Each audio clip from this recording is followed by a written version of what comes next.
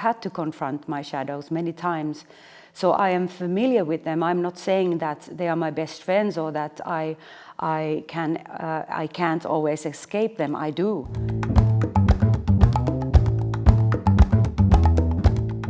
Well, initially I wanted to make a film about the mental state of the Western world. I wanted to end the trilogy in the desert.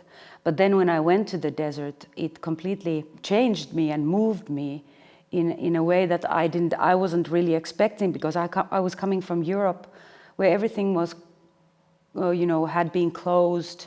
We were living introvert so many years, and then I went to Namibia, and there was only desert, and you could see far, and I felt this kind of relief, and there was nothing there except the beautiful desert. So, as it is an allegory of our mental state, maybe, in a way, it is also kind of a new beginning.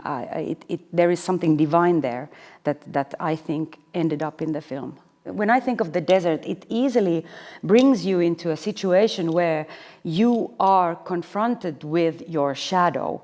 You are confronted with the things you want to forget, you don't want to think about, but you have to. That's why I thought about the doppelgangers, which is an old theme in films. I mean, it's been used, but I think in our age, the doppelganger is so, that's how we live, and we have many doppelgangers. Thinking about the social media, I mean, you don't really know who are you. I mean, you're connecting with someone, but who is it? Is it a doppelganger? Is it the real person? I don't feel that I have a doppelganger, but maybe I do. I try my best not to have one. The first thing I always think about is that the sound design, it is always an independent part of the film. I will never edit my films and then I will, let's compose some music and make it a little suspense where there is suspense. That is not how I think. I think they should be completely independent, the images and the sound. And sometimes I can compose before I've even edited anything, and sometimes even before we have filmed.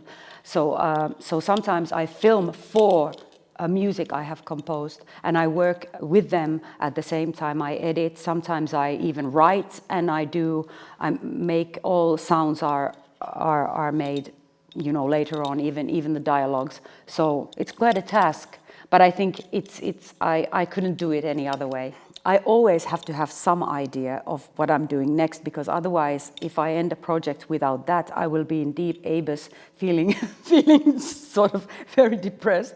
So I try to have an idea of a project before I end one.